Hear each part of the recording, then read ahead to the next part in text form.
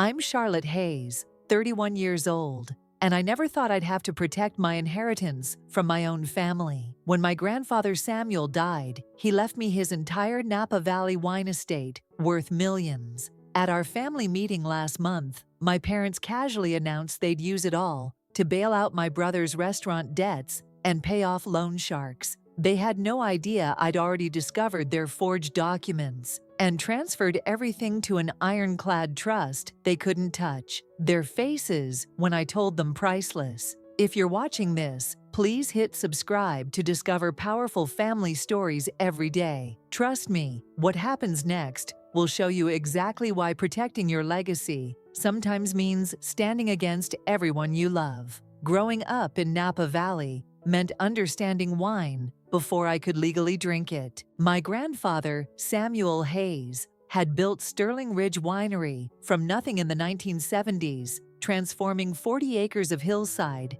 into one of the region's most respected boutique vineyards. While other kids played video games, I spent summers learning to identify soil types and understanding the delicate balance between sun exposure and grape quality. Samuel was more than my grandfather. He was my mentor, my business partner, and the only family member who truly understood my passion for wine. By age 16, I was helping him blend his signature Cabernet Sauvignon.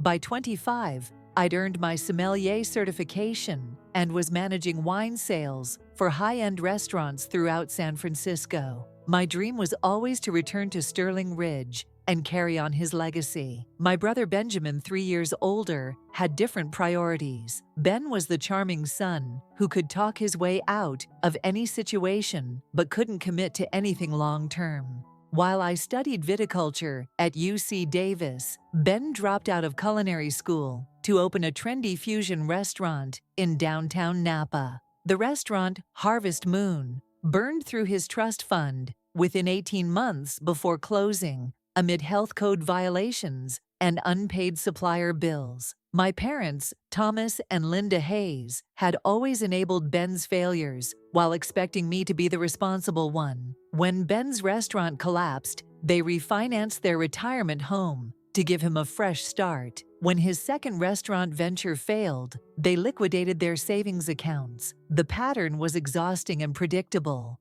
Ben would dream big, fail spectacularly, and our parents would sacrifice their financial security to bail him out. Samuel watched this cycle with growing concern. During our last harvest together, just months before his death, he pulled me aside in the barrel room, where the smell of fermenting grapes filled the air like incense. "Charlotte," he said, his weathered hands still steady as he drew a sample from the 2023 Cabernet. "I've been thinking about the future of this place. Your parents mean well, but they don't understand what we've built here. Ben sees dollar signs where we see heritage." I nodded, understanding the weight behind his words. Sterling Ridge wasn't just a business. It was 4 decades of careful cultivation relationships with local growers and a reputation built bottle by bottle. "Promise me something," Samuel continued, his blue eyes serious. "Whatever happens to me, don't let them turn this place into quick cash. The land, the vines, the legacy. It's worth more than money." That conversation haunted me after his sudden heart attack 3 months later. At the funeral, while I grieved the loss of my mentor, I couldn't help noticing how quickly Ben and my parents began discussing practical matters and estate planning. The will reading took place in the conference room of Morrison and Associates, the law firm that had handled Samuel's affairs for 20 years. Attorney James Morrison, a distinguished man in his 60s with silver hair and kind eyes, had known our family since I was a child. The mahogany conference table reflected the afternoon sunlight streaming through tall windows overlooking downtown Napa. My parents sat rigidly in their chairs. Ben fidgeted with his phone, and I clutched a tissue still processing Samuel's death. Morrison opened the leather-bound document with ceremonial gravity. Samuel Hayes was very specific about his wishes. Morrison began adjusting his reading glasses. He revised this will multiple times in his final year to ensure it precisely reflected his intentions. The preliminary bequests were standard: charitable donations to local wine industry organizations, gifts to longtime employees, and modest amounts to extended family members. Then Morrison reached the heart of the document: to my beloved granddaughter, Charlotte Hayes, who has shown unwavering dedication to our family's winemaking tradition and possesses both the knowledge and passion necessary to preserve our legacy. I leave the entirety of Sterling Ridge Winery, including all vineyard properties, production facilities, inventory, and associated assets. The silence that followed was deafening. Ben's phone clattered to the table. My mother's sharp intake of breath echoed in the room. My father's face flushed red as he processed the implications. "There must be some mistake," my mother finally said, her voice tight with controlled emotion. "Samuel wouldn't have wanted to create division in the family like this." Morrison's expression remained professionally neutral. "Mrs. Hayes, I assure you that Samuel was quite clear about his decision. He specifically stated that Charlotte demonstrated the commitment and expertise necessary to maintain the winery's reputation and continue its growth." Ben leaned forward, his charming facade cracking. "What about me? I'm his grandson too. This isn't fair. Your grandfather established a separate trust for you," Morrison explained, sliding a document across the table. "It contains sufficient funds for education or starting a legitimate business venture, but requires trustee approval for any withdrawals." My father studied the trust documents with his banker's eye for detail. "How much are we talking about for Charlotte's inheritance?" Morrison consulted his notes. The winery vineyard properties and associated assets were appraised at approximately $8.2 million. The wine inventory and equipment at another $1.3 million. There are also investment accounts totaling $2.1 million. Over $11 million. The numbers seemed surreal, even though I'd helped Samuel build much of that value through our joint efforts over the past decade. "This is ridiculous," Ben said, his voice rising. "Charlotte gets everything while I get a trust fund with strings attached." Grandpa was obviously not thinking clearly in his final months. "Benjamin," Morrison said firmly, "your grandfather was of sound mind throughout the estate planning process. He consulted with multiple advisors and made these decisions deliberately over the course of 18 months. As we left the law office, the family dynamics had shifted permanently. My parents walked ahead in hushed, urgent conversation. Ben stormed to his car without speaking to anyone. I remained behind to discuss practical matters with Morrison, but I could feel the weight of their resentment already building. Over the following weeks, my family's behavior became increasingly strange. Phone calls that stopped abruptly when I entered rooms. Hushed conversations that shifted to mundane topics whenever I appeared. My parents, who had initially offered condolences and support, became distant and formal. The first concrete sign of trouble came during a family dinner 6 weeks after the will reading. I'd driven to my parents' house in their suburban Napa neighborhood, bringing a bottle of Sterling Ridge's 2021 Pinot Noir to share. The atmosphere felt forced from the moment I arrived. "How are things going at the winery?" my father asked over dinner, his tone carefully casual. "Challenging but manageable," I replied. "I'm working with Elena Rodriguez, the vineyard manager Samuel trusted to handle the transition. The 2024 harvest should be our best yet." Ben, who had been unusually quiet, suddenly spoke up. "Must be nice having all that responsibility and all that money." "Ben," my mother warned, but he continued, "I'm just saying it's a lot for one person to handle. Maybe it would make more sense to bring in some family support, share the burden." I set down my wine glass, recognizing the beginning of a coordinated effort. "What kind of support are you thinking about?" My parents exchanged a meaningful glance before my father answered. "Well, your mother and I have been discussing how we might help. I have banking experience, and your mother understands business operations. We could form a family partnership to manage everything more effectively." A partnership. I repeated, alarm bells ringing in my mind. Nothing formal, my mother added quickly. Just family working together to honor Samuel's legacy. But their body language told a different story. This wasn't a casual suggestion. It was a carefully planned proposal they'd rehearsed. I politely deflected their offer and left early, but I knew this conversation was far from over. The pressure intensified over the following month. My parents began showing up at the winery unannounced, asking detailed questions about operations and finances. Ben started bringing potential investors to tour the facilities, claiming he was helping me explore expansion opportunities. Most concerning was a conversation I overheard between my parents and Ben in the winery's tasting room after hours. I'd returned to retrieve some documents I'd forgotten and heard voices from the main building. "The key is getting her to agree to the partnership structure," my father was saying. "Once we're official partners, we can make decisions collectively." "And if she refuses?" Ben asked. "Then we move to Plan B," my mother replied. Morrison mentioned that inheritance disputes can be complex, especially when family members feel the deceased wasn't thinking clearly. My blood ran cold.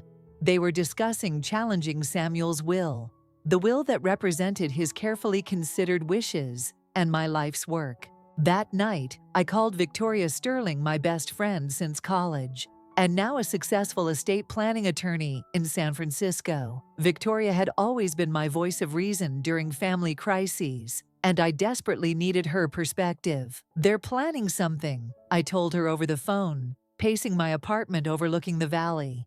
"I can feel it, the way they're acting, the questions they're asking. It's not normal grief or concern." Victoria listened carefully as I described the family dinner conversation and what I'd overheard at the winery. Her legal mind immediately identified the potential threats. "Charlotte, you need to be very careful here," she said. "Will contests are serious business, especially when significant assets are involved. Even frivolous challenges can tie up estates for years and cost hundreds of thousands in legal fees." But Samuel was completely competent when he made the will. Morrison confirmed that. "That doesn't matter if they're willing to make false claims about his mental state or allege undue influence on your part. The burden of proof can be surprisingly complex in these cases." Victoria's next suggestion surprised me. "I think you should hire a private investigator to document what they're actually planning. If they're conspiring to challenge the will fraudulently, you need evidence of their real motivations." Within a week, I'd retained Marcus Chen, a former FBI agent, who now specialized in white-collar investigations. Marcus was thorough, discreet, and had extensive experience with family financial disputes. His initial findings were more disturbing than I'd anticipated. "Your brother's in serious financial trouble," Marcus reported during our first meeting at a coffee shop in downtown Napa. "He owes approximately $340,000 to various creditors, including some very unpleasant people who don't typically accept payment plans." "Loan sharks?" I asked, though I already knew the answer. Marcus nodded grimly. "Among others, he borrowed heavily to open his second restaurant, Fusion Fire, which closed last month. The creditors are getting impatient, and your parents have been scrambling to find solutions." The pieces were falling into place. My family's sudden interest in the winery wasn't about honoring Samuel's legacy or helping me manage the business. It was about accessing liquid assets to pay off Ben's debts. "There's more," Marcus continued, sliding a folder across the table. "Your parents have been meeting with a different attorney, not Morrison, someone who specializes in will contests and inheritance disputes. The attorney was Richard Blackwood, a man with a reputation for aggressive tactics and questionable ethics. If my family had retained Blackwood, they were serious about challenging Samuel's will." Marcus's investigation revealed the full scope of their plan within 2 weeks. Using his contacts in the legal community and careful surveillance, he uncovered a conspiracy that went far beyond a simple will contest. "They're not just planning to challenge the will," Marcus explained during our second meeting.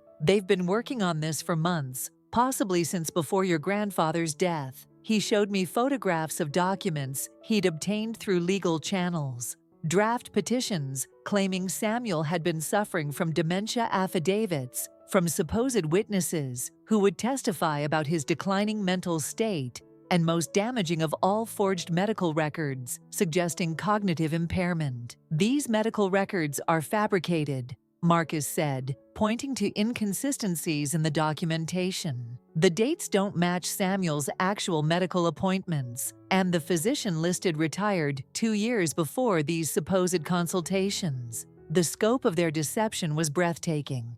They hadn't just decided to contest the will. They'd been manufacturing evidence to support their challenge. This wasn't family disappointment, it was criminal fraud. "What's their end game?" I asked, though I suspected I already knew. Marcus pulled out another set of documents. "If they successfully contest the will, California's intestacy laws would distribute the estate among all direct descendants. Your parents would receive significant portions as Samuel's children, and Ben would get an equal share with you as grandchildren." The math was simple and devastating. Instead of inheriting the entire $11.4 million estate, I would receive approximately $2.8 million under intestacy distribution, more than enough to pay off Ben's debts and leave plenty for my parents to reclaim their financial security. "How long do I have before they file?" I asked. "Based on their timeline, probably 2 weeks. Blackwood has been preparing the paperwork, and they're waiting for one final piece, a psychiatric evaluation claiming Samuel was incompetent. That evaluation would be as fraudulent as the medical records, but it might be enough to create reasonable doubt about Samuel's mental state. Even if I ultimately won the contest, the legal battle could last years and cost hundreds of thousands in attorney fees." Victoria flew up from San Francisco the next day to help me develop a response strategy. We met at Sterling Ridge in the early morning, walking through the vineyard rows as the sun rose over the Mayacamas Mountains. The 2024 grapes were approaching perfect ripeness, and the sight of the healthy vines strengthened my resolve to protect what Samuel had built. "We have several options," Victoria explained as we walked. "We can wait for them to file and then defend the will, which puts us in a reactive position. Or we can take proactive steps to protect the assets before they can challenge anything." "What kind of proactive steps?" Victoria stopped beside a row of Cabernet Sauvignon vines, their leaves just beginning to show autumn colors. "We create an irrevocable trust and transfer all assets into it immediately. Once that's done, there's nothing for them to contest because you no longer technically own the assets. The trust does." The strategy was elegant and legally sound. As the beneficiary of Samuel's will, I had the right to transfer inherited assets however I chose. An irrevocable trust would protect everything from future legal challenges while ensuring the winery remained operational under my management. "How quickly can we set this up?" I asked. "With Marcus's evidence of their fraudulent planning, we can expedite everything. I can have the trust documents ready by tomorrow, and we can complete the transfers within 72 hours. That afternoon, we began the most intense legal sprint of my life. Victoria worked with her San Francisco firm to draft comprehensive trust documents, while I coordinated with Morrison to prepare asset transfer paperwork. Marcus continued monitoring my family's activities to ensure we stayed ahead of their timeline. The trust structure was sophisticated but straightforward. All winery assets, vineyard properties, and investment accounts would be held by the Charlotte Hayes Family Trust, with me as the primary beneficiary and Victoria as successor trustee. The trust was designed to preserve Samuel's legacy while providing me complete operational control.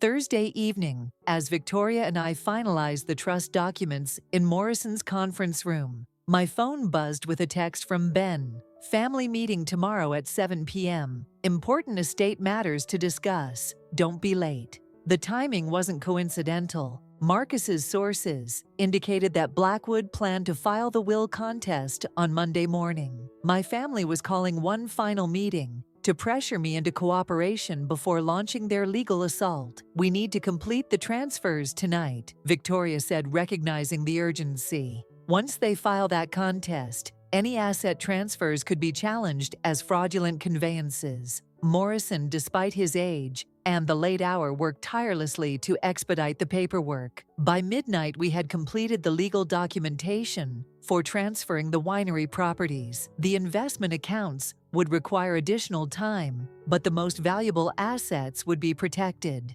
Friday morning brought a flurry of activity. While my family prepared for their evening ambush, I was at the bank completing the final asset transfers. The investment accounts, totaling $2.1 million, were successfully moved into the trust by 3 p.m. The wine inventory and equipment transfers were completed by 5 p.m.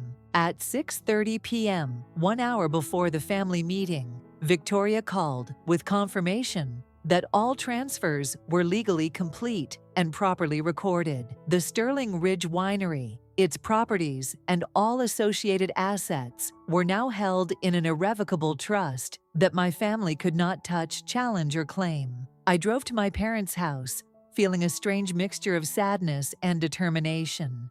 I was about to confront the people who had raised me, loved me, and now planned to defraud me. But I was also protecting the legacy that Samuel had entrusted to me and ensuring that his life's work wouldn't be sacrificed to pay for Ben's mistakes. The scene at my parents' house was carefully orchestrated. Ben sat in the living room's main armchair, looking more confident than I'd seen him in months. My parents flanked him on the sofa, their expressions serious but determined. On the coffee table lay a folder of documents, undoubtedly their fraudulent evidence and legal papers. "Charlotte, thank you for coming," my father began, his banker's voice formal and authoritative. "We need to discuss some serious concerns about Samuel's estate and your inheritance." I took the chair furthest from the group, maintaining emotional distance from what I knew was coming. "What kind of concerns?" My mother leaned forward, her expression carefully crafted to convey reluctant worry.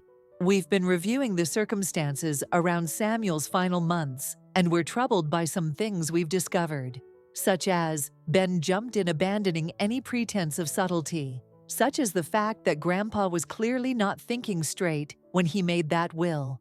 He was sick, confused, and you were the only one spending time with him. It's obvious you influenced him." "Influenced him how?" I asked calmly, though my heart was racing.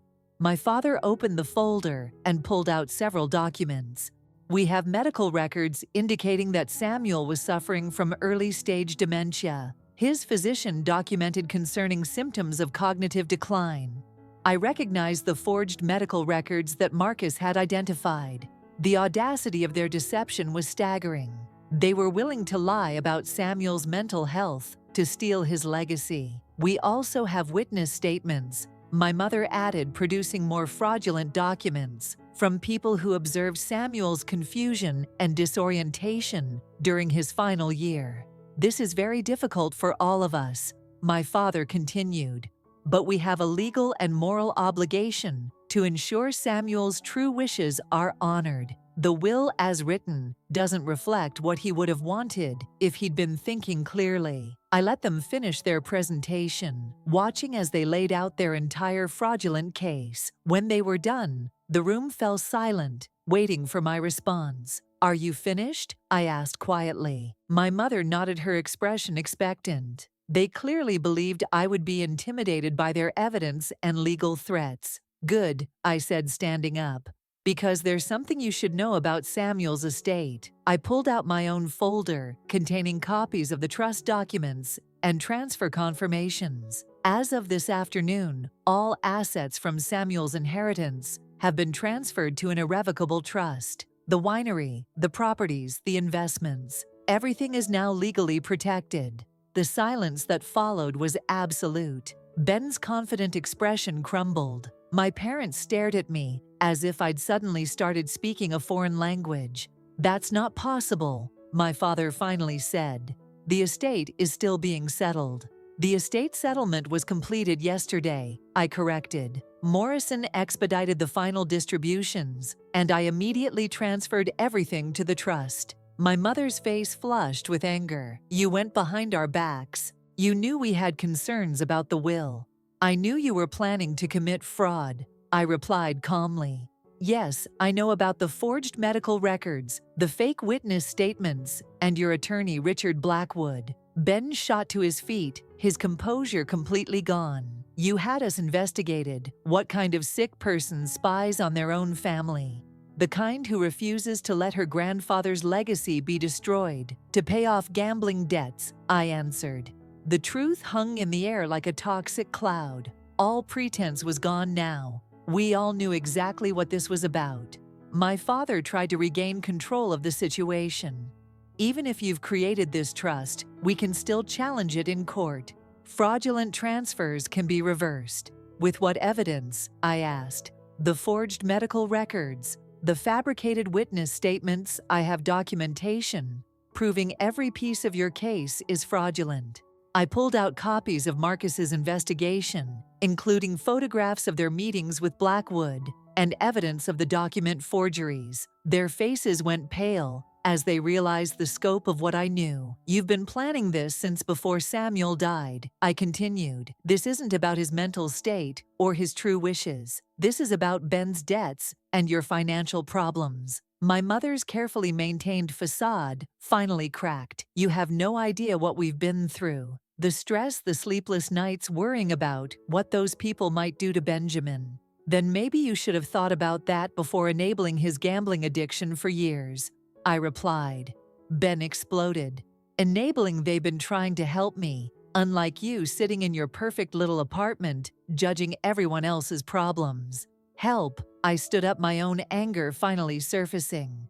"They've been preventing you from facing consequences. Every time you fail, they bail you out. Every time you make a bad decision, they sacrifice their own security to fix it. That's not help, that's enabling."